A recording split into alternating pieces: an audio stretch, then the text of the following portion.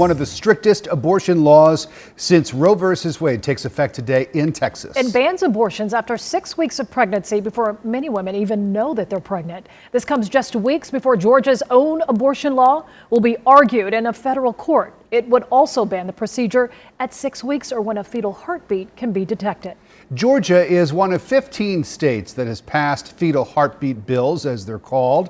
All but 2 have been blocked or struck down by court order. CBS 46's Haley Mason live at the Capitol tonight with how local groups are reacting to this latest development. Haley. Sean, you all have laid out the highlights, and that's what has gotten protesters taking to the streets, speaking out against this restrictive new voting law that took effect in Texas today. That bill goes as far as allowing everyday citizens to sue anyone who helps a woman get an abortion. And protesters here in Georgia say it hits close to home as Georgia fights its own abortion fight in the courts.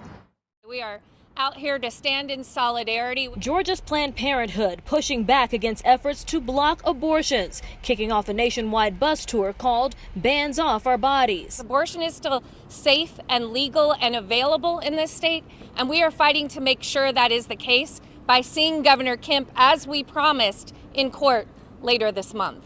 Their outcry reaching a fever pitch in Texas as a law goes into effect today banning most abortions after 6 weeks. The law doesn't make exceptions for victims of rape or incest. Hands off our bodies! What do we want? Abortion access! And Georgia has seen a similar fight. In 2019, state lawmakers passed the fetal heartbeat bill that would ban abortion after 6 weeks. Governor Kemp signed it into law, but the courts last summer blocked it from taking effect. I asked Governor Kemp's spokesperson today about any new possible anti-abortion efforts coming into place. The governor's been pretty clear, not only with the passage of the heartbeat bill, but also his support for life. He believes that Georgia is a state that values life and will continue to stand up for that bill in court. Putting these regulations in place, all it does is hinder safe abortions from happening. Annie Lockwood says she sees firsthand the tough decisions women make. She volunteers with Planned Parenthood, escorting women into the building for abortions and other health care. One of the women was seeking an abortion and had to wait in her car.